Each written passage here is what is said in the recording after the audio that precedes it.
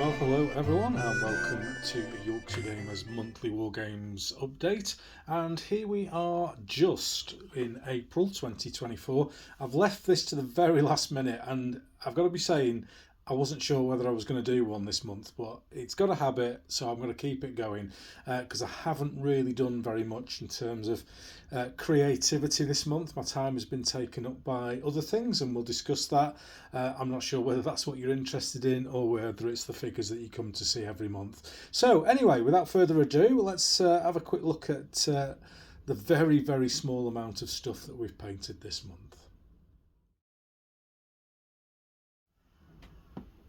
So here we go, just 8 figures, that's all I've painted this month, and a combination of things. The Analog Hobbies Winter Paint Challenge always drains the painting mojo out of me because I'm constant for 3 months, well 2 and a bit months this time because I dipped off at the end.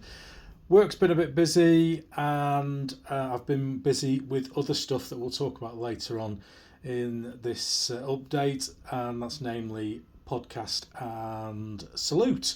So as usual, these are 28mm Perry's figures, and they are, looking at them, they are all from the Metal European Armies range. And those of you with knowledge of British football teams and their kits, this lad here is in the Bradford City 23-24 home kit, obviously taking historical accuracy to the highest level. This is on one of my extended bases, so if you just look underneath, the Henry Hyde is a bit of free advertising for Henry there every time I turn this base up, but that is a standard 60x50 base with a 60x60 grafted on, just to produce that extended frontage on the bases. And this is purely to protect people from these very sharp metal steel pikes, and they do go through your finger, I can absolutely guarantee that.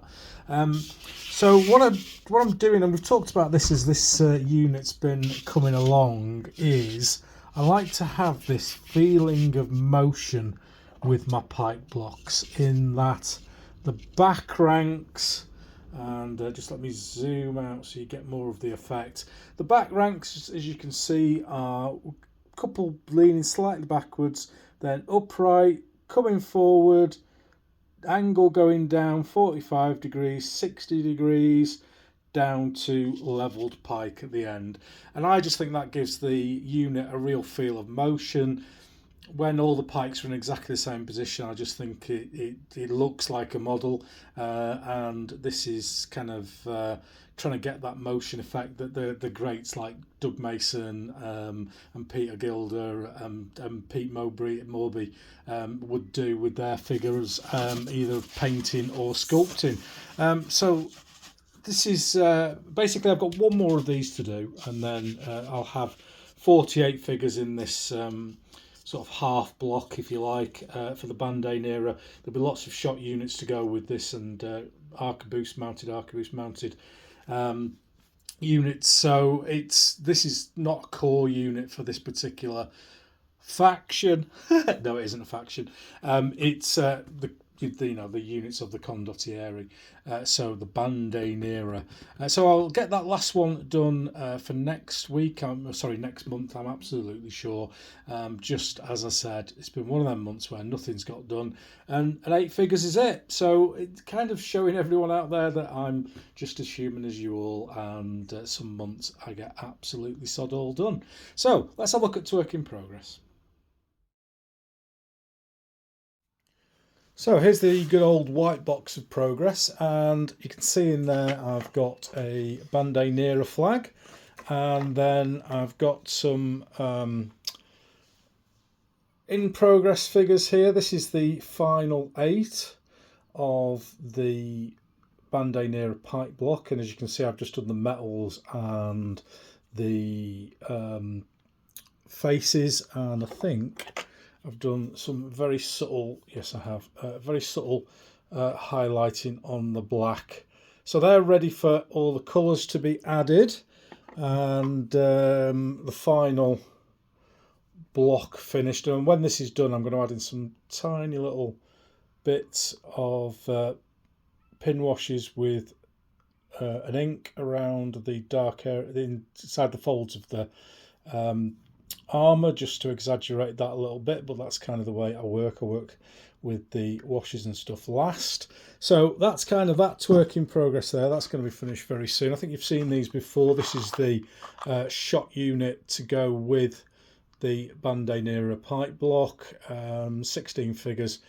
So that's very, very soon coming up again. I'm hoping to have that done for you for next month. And then just to show all the naval lovers out there that haven't gone completely landlocked at the moment, I have got another 1700 ship on the go at the moment. And this is another merchant ship, Liberty ship, which to be fair is probably the only 1700 scale merchant I can easily get my hands on.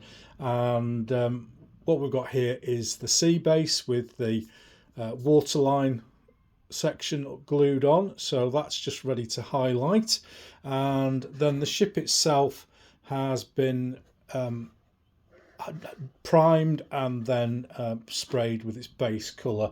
So if you look at this here, if you've not seen any of my shipbuilding videos, then basically what I do is I build it up in sections like this, mount them on a nail with a bit of blue tack, as you can see there, and it's been sprayed with its base colour. You'll get a little bit of a highlight, and then it's going to get a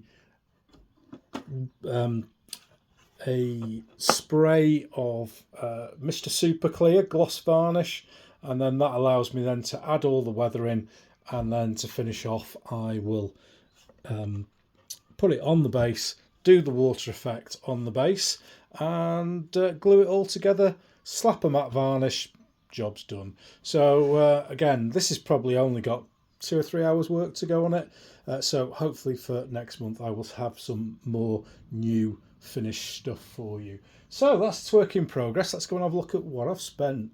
How much? Now, I've been to Salute, biggest show in the country, and I didn't buy anything at all. And to be fair, there's not much I'm after at the moment I can think of, but I've continued to add to the stash of Napoleonic stuff, and I've been trying to get some Napoleonic Dragoons from Dave Thomas at shows, and he's not had the ones I wanted for the last 3 shows, so I actually went and bought some from Perry's online. So in here we've got quite a bit of stuff. Who doesn't love these boxes? So we've got some Landwehr Command. I've got a metal box of Landwehr, a metal battalion of Landwehr in here, and typically I pick up the box that I haven't opened yet and can't get my nail in. And there's another one there. These are PN47 and PN45. So PN45, if we look in there, metal Prussian Dragoons. I've got a box of 12, and as we all know, all cavalry regiments in the Napoleonic Wars didn't have 12 figures. So I've got 12 metal PN45 and 3 boxes of PN47, and this one is open. So again, these are just standard riders, shouldered sword in metal with the metal horses. So there's another 12 there, so that will make me a nice regiment of 24 with 2 figures spare, I think, because there's 14 in the box set for a command stand. And I'll just mix and match those, so I've got half metal, half plastic in the regiment. Then I've bought one of these packs, which is a Fusilier conversion pack, because there's 46 figures in the plastic box set. I only need 32 for a battalion, so I'll have enough for 2 battalions of musketeers, and then these will help to convert a Fusilier battalion. And then finally is I've bought a set of 4 Prussian 6-pounder guns and a howitzer, as you can see there, to do a full battery of guns, and I've bought different ones for each type, each gun. So each gun is completely different. So there's a £6 gun in there, and another one there, and another one there. So that's 4 guns. What I'll probably do is I'm probably going to do a unboxing and review of the artillery, just to show how I'm going to do a unit, and the same with the Landwehr, who are being naughty and staying in the box. There we go. So I don't like the Warlord plastic Landwehr. I don't like that they look all the same. They're all the same figure basically, and I don't like the look of them. So I've gone for these. They're a lot more expensive. I might do some. I mean, Warlords Atlantics also do a reservist one, but again, all the poses are exactly the same. I just don't like them. So I've got a metal unit of Landwehr, 32 figures. Again, I'll do a proper review of these in due course. But there we go. That's what I've spent my money on this month. And we've got Partizan coming up as well. So let's see if I spend any money there. But we were down at Salute a couple of 3 weeks ago. Put the big Salute game. So let's go on the front line. So a couple of weeks ago, I was down in that there London, and I took the 2016 Jutland game down there. We put it on a 32 by 8 foot table. As you can see, it's pretty massive. It was pretty easy on the terrain front. It's not that difficult to do a terrain for a sea battle, unless you're a bit daft and start putting big islands in, etc. So we had our Yorkshire Gamer banner there and the ensigns of the two nations involved. 248 ships on the table, 4 lads, Andy Dickinson from Leeds, James Cutts from Shakos and Sprue channel, and then Simon Stokes and Rob Hutton from the Naval Wargames Society did the playing of the game, while I did front of house and chatted with everyone who came up and showed an interest, and there was a lot of interest in the game. Thanks if you came over and had a chat. A lot of people I didn't get a chance to speak to, but thanks for showing an interest. Main comment of the day was I didn't realise Jutland was that big, and we're not playing it to scale either. So thanks for South London Warlords for the invite. We'll be back next year. So here we go again, scores on the doors, and Facebook up 63, quite a lot of interaction on there recently. Once again, thank you to everyone who interacts with Yorkshire Gamer wherever you do so. Twitter's steady up 5. I think it's still going strong. Twitter's or X or whatever it's called. Lots of interaction on there. I still enjoy it. And everyone's complaining about porn bots, and I don't seem to get any, which is a real shame. But there we go. Insta is down 13. I can't find my red pen anywhere to put that in. Don't know what happened. I had a massive bubble about a year ago where I picked up like 2,000 in 6 months, and then it's just been static ever since. YouTube's up 37, which is lovely. Podcast up 13 to 360.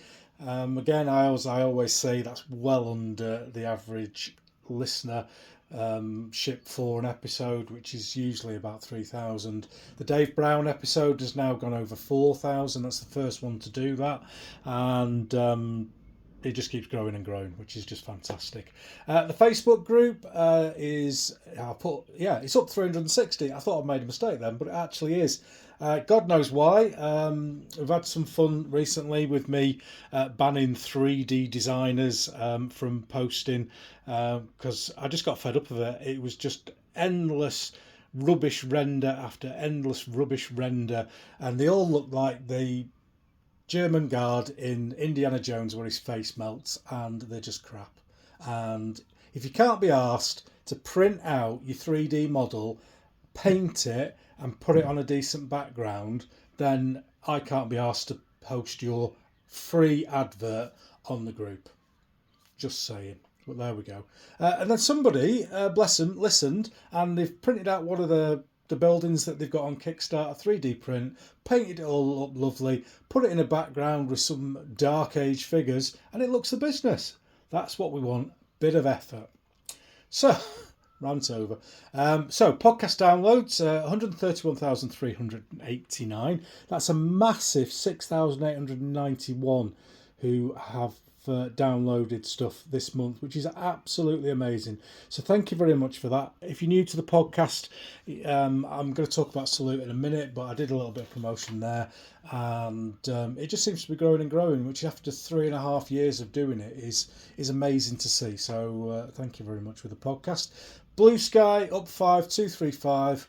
Bit of interaction on there, but I think everyone dived over there thinking Twitter was going to end, and it didn't, and now most people are going back to Twitter. So it's very difficult to keep up with this level of social media and everything else that I do. So let's see how Blue Sky goes, but I might well drop it in due course. So that's the scores on the doors, which I always like to go through, mostly for myself, but some people do watch this bit.